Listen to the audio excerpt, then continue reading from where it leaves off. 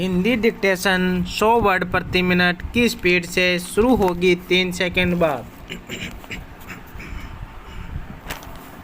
शुरू। देश में अगली जनगणना में जातियों की भी गिनती होगी विराम। केंद्र ने इस फैसले पर मुहर लगा दी है विराम। जातियों की गिनती जनगणना के साथ की जाएगी विराम। अब तक केंद्र सरकार जातीय जनगणना के सवाल से बचती रही है विराम। इस सोच को विभाजनकारी भी बताया जा रहा था विराम। अब अचानक जिस प्रकार यह निर्णय लिया गया कि उससे बहुत सारे नेता इसे अपनी विजय मान रहे हैं विराम। जातीय जनगणना का मुद्दा काफ़ी अरसे से जोर पकड़ रहा था विराम। इसलिए इस मुद्दे पर निर्णय अनिवार्य सा होता जा रहा था विराम। वैसे यह मुद्दा नया नहीं है राम मनोहर लोहिया ने आज से 50 साल पहले इस मुद्दे को उठाया था विराम। उन्होंने कहा था कि इस बात को कभी नहीं भूलना चाहिए कि भारत की राजनीति की सच्चाई यहाँ की जाती है विराम। कई दलों ने इस मुद्दे को उठाया और लगातार मांग करते रहे विराम। बिहार ने तो सबसे आगे बढ़कर अक्टूबर 2023 में जातीय सर्वेक्षण के आंकड़े जारी कर दिए थे विराम। बिहार जातीय सर्वेक्षण के अनुसार अन्य पिछड़ा वर्ग ओबीसी राज्य की कुल आबादी का 63% है जिसमें अत्यंत पिछड़ा वर्ग ईबीसी सबसे बड़ा हिस्सा है विराम। पिछड़ा वर्ग 27.113% है अत्यंत पिछड़ा वर्ग 36.01% और सामान्य वर्ग 15.52% है विराम।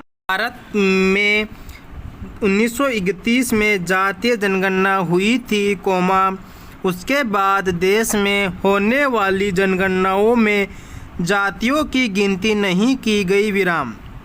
जनगणना में दलितों और आदिवासियों की संख्या तो गिनी जाती है, लेकिन पिछड़ी और अति पिछड़ी ओबीसी और ईबीसी जातियों के कितने लोग देश में है इसकी गिनती नहीं होती है विराम।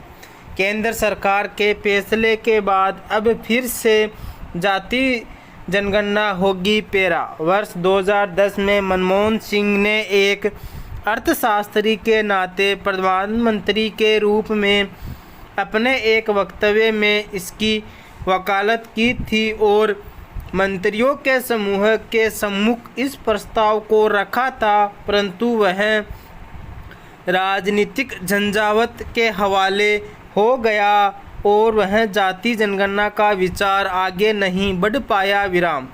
पिछले 2-3 वर्ष से विपक्ष विशेष रूप से कांग्रेस के पूर्व अध्यक्ष राहुल गांधी और समाजवादी पार्टी ने इस मांग को जोरदार तरीके से उठाया विराम। भाजपा के पिछड़े वर्ग के नेता भी कहीं न कहीं इसके समर्थन में दिखने लगे थे और वे अपना मंतव्य यदा कदा रख देते थे विराम। भारतीय राजनीति की सबसे बड़ी सच्चाई और राजनीति की मेरुदंड है जाति विराम।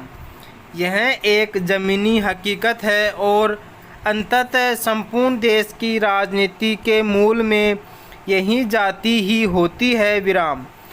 टिकट बंटवारे, चुनाव प्रचार, चुनाव परिणाम आने के बाद मंत्रिमंडल में पद देने या नीतिगत निर्णय लेने सहित सब में जाति का प्रमुख स्थान होता है विराम।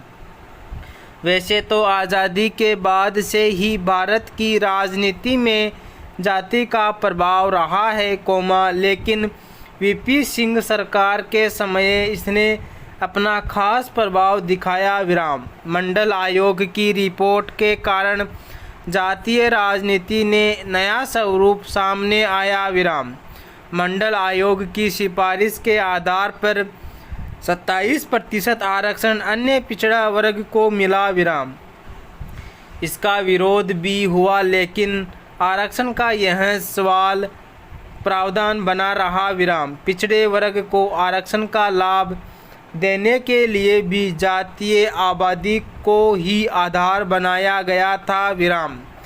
बहुजन समाज पार्टी के संस्थापक कांशीराम ने भी जिसकी जितनी हिस्सेदारी उसकी उतनी भागीदारी सिद्धांत पर जोर दिया था विराम।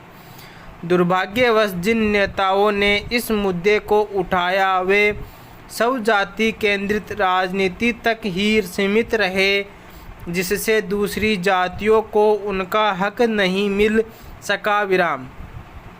जातीय जनगणना के बाद इसका समाजशास्त्रीय विश्लेषण होना ही चाहिए विराम। इसके साथ ही यह भी सुनिश्चित किया जाना चाहिए कि इससे भारत की एकता पर कोई आंच नहीं आए विराम। जातीय आधार पर समाज में विभाजन नहीं बढ़ना चाहिए विराम। तात्कालिक आरक्षण जैसे लाभों के लिए जातिगत जनगणना निश्चित रूप से एक सकारात्मक परिवर्तन लाएगी विराम। भारत के पिछड़े वर्ग, जनजाति और अनुसूचित जाति वर्ग के बहुत सारी ऐसी जातियां हैं जो आज भी अपने ही वर्ग की जातियों में काफ़ी पिछड़ी हुई है विराम। उन्हें आरक्षण का अपेक्षित लाभ नहीं मिल पाया विराम। इसलिए जातीय जनगणना को पारदर्शी तरीके से पूरा कर आरक्षण का किसको कितना लाभ मिला है इसका भी आकलन किया जाना चाहिए विराम। तभी जाकर इसका मुख्य उद्देश्य पूरा होगा विराम। समाज की जो भी जाति हाशिए पर हो जब तक उसकी आरक्षण का लाभ नहीं मिलता तब तक इस तरह की कवायद का कोई फ़ायदा नहीं है विराम। जातीय आधार के साथ आर्थिक आधार पर भी जनगणना अति आवश्यक होगा क्योंकि मुख्य रूप से प्रति व्यक्ति आय ही सही सच्चाई है पिछड़ेपन की विराम। देश की जनता की सही आर्थिक तस्वीर सामने आए और हम देखें कि प्रति व्यक्ति आय की दृष्टि से कौन सा व्यक्ति समाज कहाँ है तब इस गणना का लक्ष्य पूरा होगा नहीं तो यह जातियों के वर्चस्व की पुनर्स्थापना का माध्यम बन जाएगी विराम। जिस भारत का हम सपन देखना चाहते हैं वहाँ जातीय भेद नहीं होना चाहिए विराम। जातीय और धार्मिक भेदभाव से परे उठकर ही कोई देश विकास की गति पर आगे बढ़ सकता है विराम। हर समुदाय का विकास होना चाहिए पेरा। समाज में रहकर हम किसी के साथ अच्छी दोस्ती तो किसी के साथ जुड़ाव महसूस करते हैं क्योंकि मनुष्य एक सामाजिक प्राणी है विराम। लेकिन वह धीरे धीरे दूसरों से तुलना करना शुरू कर देता है विराम। दूसरों की जीवन यात्रा को देखकर खुद को कमतर मानने लगता है विराम। इस तरह की तुलना हमारी पहचान का हिस्सा बन चुकी है विराम। हम लगातार दूसरों की उपलब्धियों, उनके सम्मान, प्रशंसा और उनके जीवन के स्तर की तुलना अपने जीवन से करते हैं विराम। डेरेन हार्डी कहते हैं कि यह स्वाभाविक है, लेकिन यही स्वाभाविक प्रवृत्ति अक्सर अस्वस्थ मानसिकता में बदल जाती है विराम। जब हम दूसरों से बेहतर बनने के बजाय केवल उनसे आगे निकलने की सोचने लगते हैं तब यही तुलना ईर्ष्या, असंतोष और आत्मसंदेह में बदल जाती है विराम। हम सभी ने कभी न कभी महसूस किया है कि हमारे आसपास का कोई व्यक्ति हमसे बेहतर प्रदर्शन कर रहा है अधिक पहचान पा रहा है या वह सफलता की उस ऊंचाई पर पहुंच गया है जिसकी हमें भी लालसा थी विराम। ऐसे क्षणों में जो बेचैनी महसूस होती है वह ईर्ष्या का एक तरह से पहला संकेत है, लेकिन हम इसे स्वीकार नहीं करते हैं, पूर्ण विराम।